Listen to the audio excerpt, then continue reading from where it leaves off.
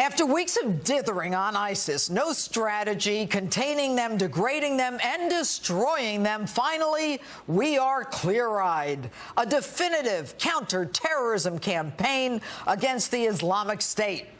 But not against Islam and not against a state. So who are we fighting?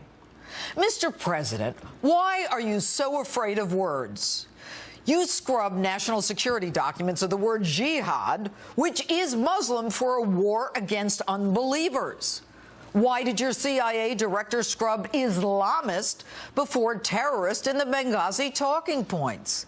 And why is the Fort Hood shooter engaging in workplace violence when he yells Allahu Akbar and his business card says, Soldier of Allah?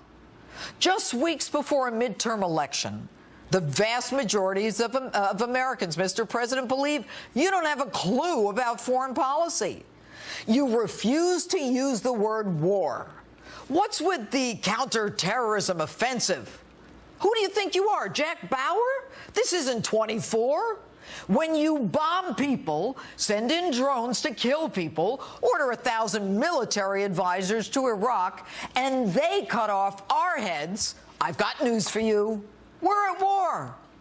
Even your own Pentagon says we know we're at war. So why? Might not saying the word war allow your buddies in Congress to avoid a war vote in an election year? And not sending ground troops, might that be a part of the same political calculation? Even the New York Times says that your so-called Arab allies offer only tepid support. Now, the Arab world has everything to gain by the destruction of ISIS, but they're reluctant to join you because you are not a true ally, you are not a man of your word, and because you are not there for them. Evidence. Egypt. You supported the overthrow of American ally Mubarak for Muslim brother Morsi. You remember your 2009 apology for being an American speech in Cairo, where you actually handpicked the two front rows of Muslim brothers.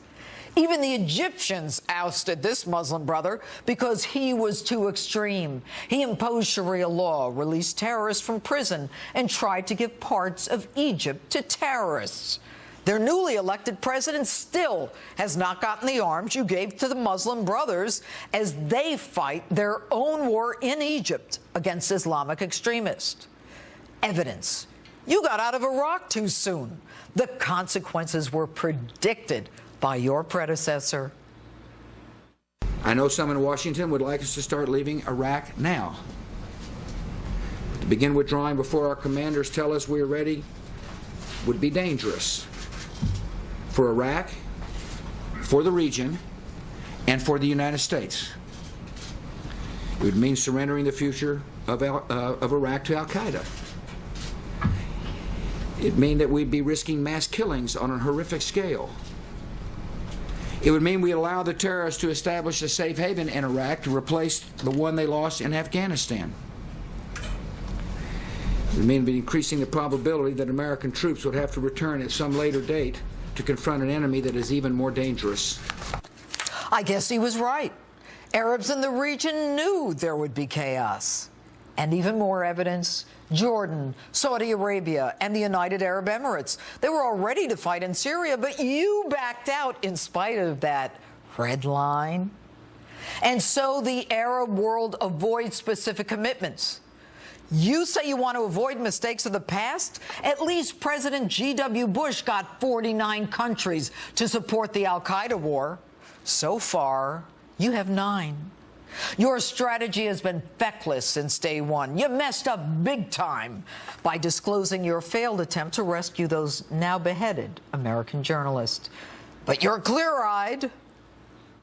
Now let's make two things clear. ISIL is not Islamic.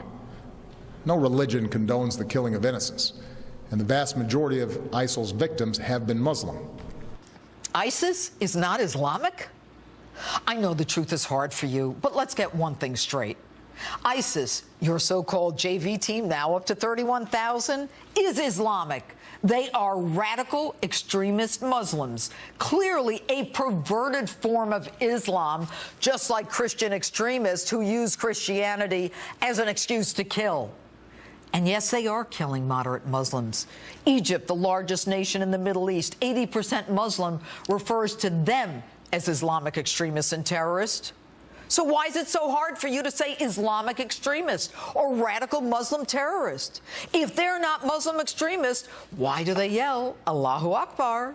If they're not Muslim, why is their leader, Abu Baghdadi, have a PhD in Islamic studies? And if they're not Muslim, why do they implement Sharia law? Why do they call for a caliphate, a central doctrine in Sunni Islam?